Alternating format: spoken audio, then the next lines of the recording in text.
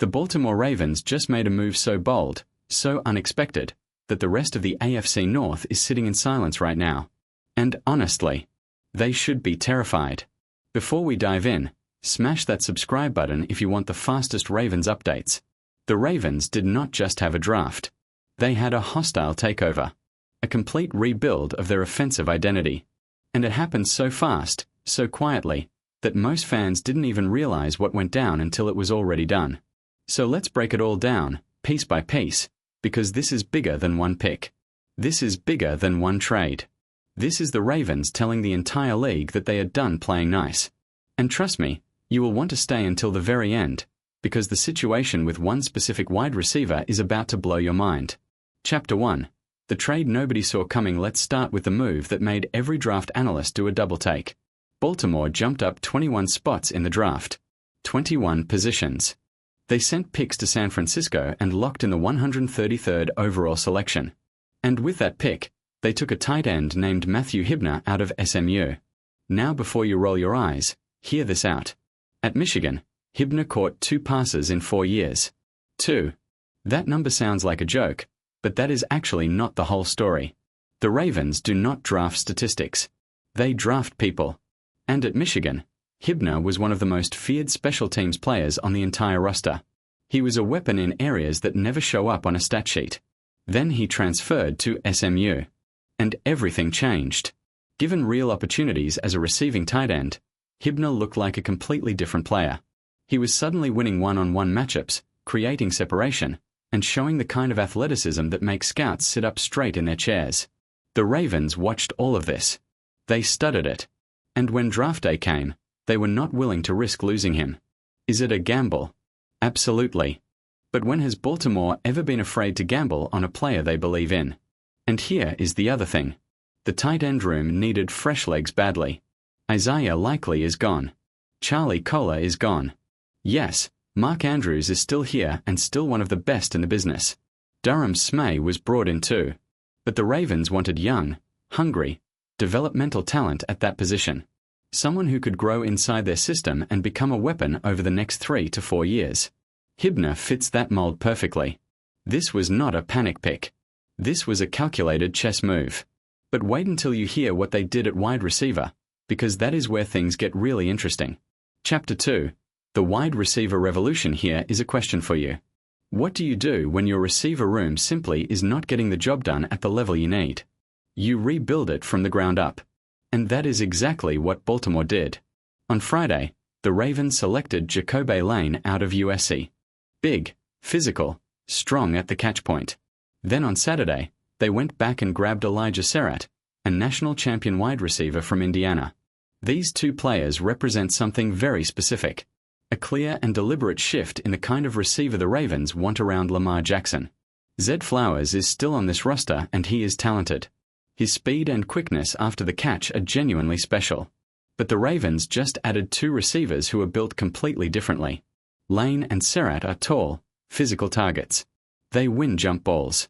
They dominate in the red zone. They give Lamar a completely new dimension in the passing game. And then there is Adam Randall. This guy started his college career as a wide receiver, but when you watch him move, when you see his build and his running style, he looks more like a running back.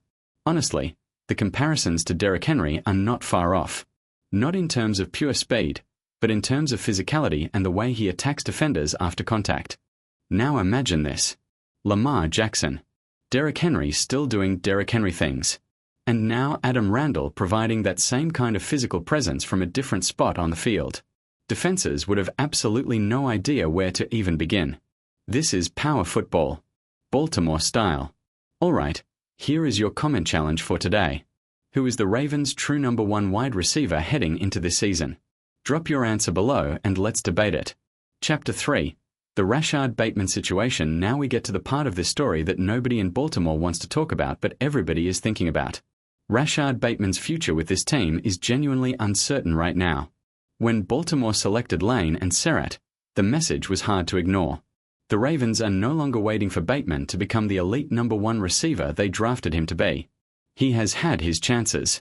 The injuries have been brutal and the consistency simply has not been there at the level the team needs. Bateman signed a 3-year deal before the 2025 season. But with 2 new receivers coming in and the team clearly committing to a different offensive identity, it is very hard to imagine him finishing out that contract in purple and black. Is Eric DeCosta going to shop him this offseason? Or is this whole situation designed to light a fire under Bateman and push him to finally reach his ceiling? That is the million-dollar question sitting in every Ravens fan group right now. One thing is clear. The Ravens are not sentimental when it comes to roster decisions. If Bateman cannot compete with the new talent in training camp, the front office will make a move. They always do.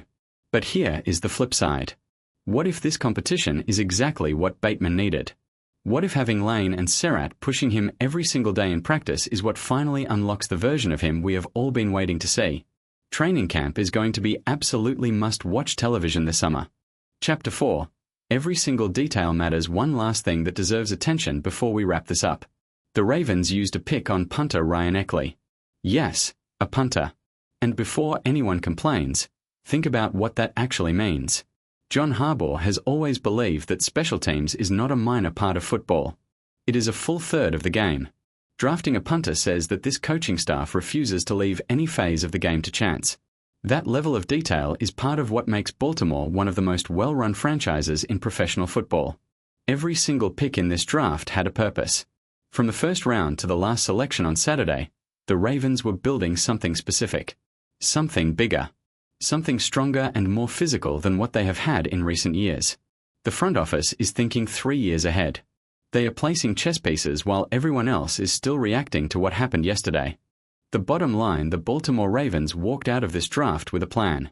A real, detailed, aggressive plan.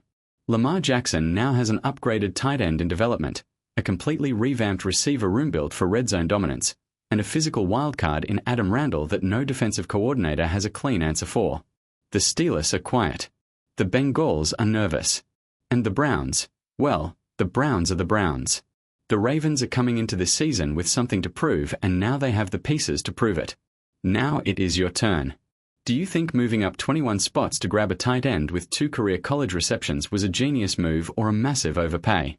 And the bigger question, should Baltimore trade Rashad Bateman this offseason and go all in on the new receiver group, or give him one final shot to show what he is made of? Drop your honest take in the comments. This conversation is just getting started.